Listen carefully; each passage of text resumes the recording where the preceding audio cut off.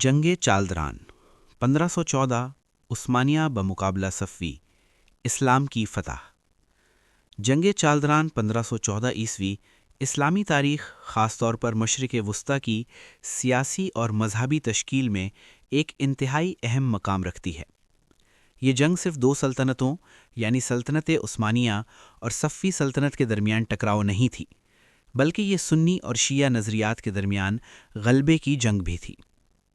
ذیل میں اس جنگ کے پس منظر، واقعات اور اس کے نتیجے میں سلطنت عثمانیہ کے عروج اور سنی اسلام کی فتح کا تفصیلی جائزہ پیش کیا گیا ہے۔ تاریخی پس منظر: 16ویں صدی کے آغاز میں اسلامی دنیا دو بڑی طاقتوں میں تقسیم ہو رہی تھی۔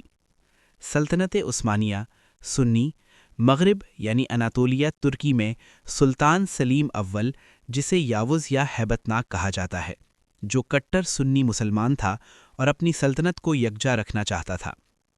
صفوی سلطنت شیعہ، مشرق یعنی ایران میں شاہ اسماعیل اول کی قیادت میں، جس نے ایران میں شیعہ اثنا عشری مذہب کو سرکاری مذہب قرار دیا اور اسے تیزی سے پھیلایا۔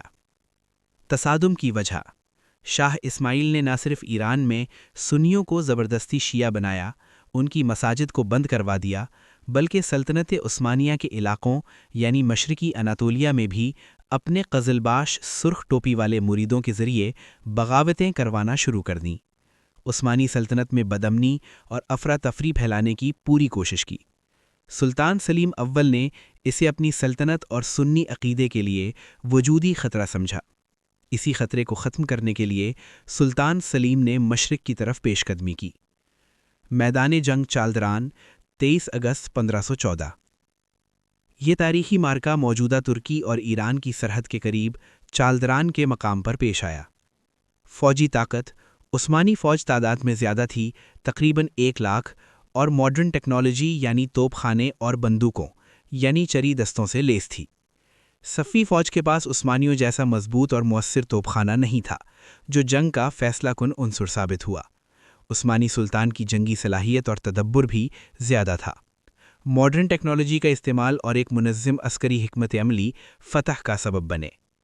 صفوی طاقت: شاہ اسماعیل صفوی کی قیادت میں صفوی فوج میں بہت جذبہ تھا، خاص طور پر ان کے قزلباش جنگجو اپنی جان نچھاور کرنے کے لیے تیار تھے، لیکن یہ جذبہ ٹیکنیکی برتری کے سامنے کافی نہ تھا۔ صفوی فوج میں عثمانیوں کی طرح نظم و جذب اور منظم عسکری حکمت عملی کا فقدان تھا، جس کا فائدہ عثمانیوں نے اٹھایا۔ جنگ چالدران کا احوال: جنگ کا آغاز صفوی گھڑ سواروں کے شدید حملے سے ہوا۔ شاہ اسماعیل نے بے پناہ بہادری دکھائی، لیکن جنگ کا فیصلہ عثمانیوں کی جدید ٹیکنالوجی اور حکمت عملی نے کیا۔ عثمانیوں نے اپنی توپوں کو زنجیروں سے باندھ کر ایک دیوار بنائی۔ جب صفوی گھڑ سوار قریب آئے تو عثمانی توپوں اور یینی چری کی بندوقوں نے آگ اگلنا شروع کر دی۔ صفوی فوج اس آتش طوفان کا مقابلہ نہ کر سکی۔ شاہ اسماعیل زخمی ہو کر میدان جنگ سے فرار ہونے پر مجبور ہو گیا اور اس کی بیویاں بھی گرفتار ہو گئیں۔ یہ عثمانیوں سنی طاقت کی ایک فیصلہ کن فتح تھی۔ شاہ اسماعیل زخمی حالت میں اپنے کچھ ساتھیوں کے ساتھ فرار ہو گیا، اپنی بیوی کو بھی پیچھے چھوڑ گیا۔ جنگ چالدران کے اثرات: اس جنگ کے نتائج نے مشرق وسطیٰ کا نقشہ اور مذہبی توازن ہمیشہ کے لیے بدل دیا۔ شیعہ پیش قدمی کا رکنا: چالدران کی شکست نے شاہ اسماعیل کے اس خواب کو چکنا چور کر دیا کہ وہ پوری اسلامی دنیا پر زبردستی اور طاقت کے زور پر شیعہ مذہب نافذ کرے۔ یہ شکست اناطولیہ یعنی موجودہ ترکی میں شیعہ مذہب کے پھیلاؤ کے آگے بند ثابت ہوئی۔ اگر عثمانی نہ جیتتے تو شاید آج ترکی بھی شیعہ اکثریتی ملک ہوتا، مشرق وسطیٰ کا نقشہ بھی اور ہوتا۔ سلطنت عثمانیہ کا عروج: اس فتح نے عثمانیوں کے حوصلے بلند کر دیے۔ سلطان سلیم نے تبریز یعنی صفوی دارالحکومت پر قبضہ کیا۔ اس کے فوراً بعد اس نے مملوک سلطنت یعنی شام اور مصر کا رخ کیا اور 1517 تک انہیں شکست دے کر خلافت عباسیہ کا خاتمہ کیا اور خود خلیفۃ المسلمین بن گیا۔ چالدران کی فتح ہی وہ بنیاد تھی جس پر عثمانی خلافت کی عمارت کھڑی ہوئی۔ سرحدوں کا تعین: اس جنگ نے ایران اور ترکی کے درمیان جو سرحد تقریباً متعین کی، وہ آج بھی بڑی حد تک قائم ہے۔ اس نے عالم اسلام کو دو واضح بلاکس میں تقسیم کر دیا، مغرب میں سنی عثمانی اور مشرق میں شیعہ صفوی۔ یہ تقسیم آج بھی قائم ہے اور مسلمانوں کی بہت بڑی اکثریت سنی مسلمان ہیں۔ نفسیاتی اثر: شاہ اسماعیل، جسے اس کے ماننے والے ناقابل شکست اور روحانی پیشوا مانتے تھے، اس شکست کے بعد شدید ڈپریشن میں چلا گیا اور دوبارہ کبھی فوجی مہم کی قیادت نہیں کی۔ جنگ چالدران میں شکست کے بعد شاہ اسماعیل صفوی شدید صدمے سے دوچار ہوئے۔ وہ تقریباً گرفتار ہونے سے بچ گئے، زخمی ہوئے اور اس شکست کے باعث وہ رنجیدہ ہو کر باقی زندگی شراب نوشی اور عیش و عشرت میں گزارنے لگے۔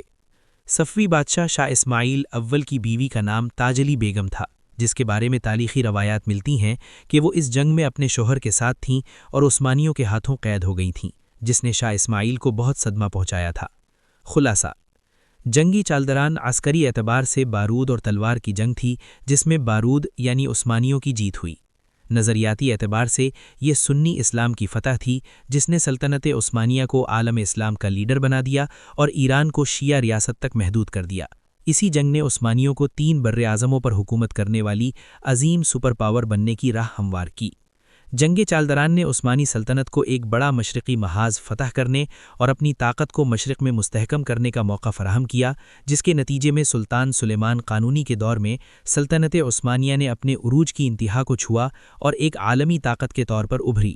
سلطنت عثمانیہ 3 براعظموں پر پھیلی ہوئی تھی، جس میں بلقان، اناطولیہ، شام، عرب، شمالی افریقہ کے کچھ حصے اور دریائے ڈینیوب کے پار مشرقی یورپ کے علاقے جیسے ویانا کا محاصرہ اس وقت عثمانی توسیع کا عروج کا مظہر تھا شامل تھے۔ یورپ: بلقان کے بہت سے علاقے، ہنگری کا کچھ حصہ، ویانا کے محاصرے کے وقت اور دریائے ڈینیوب کے پار کچھ علاقے سلطنت کا حصہ تھے، حالانکہ ویانا کی ناکامی نے ان پر عثمانی گرفت کو کمزور کر دیا تھا۔ ایشیا: اناطولیہ، ترکی، شام، عراق، حجاز، مکہ و مدینہ اور عرب کے دیگر علاقے سلطنت کا حصہ تھے۔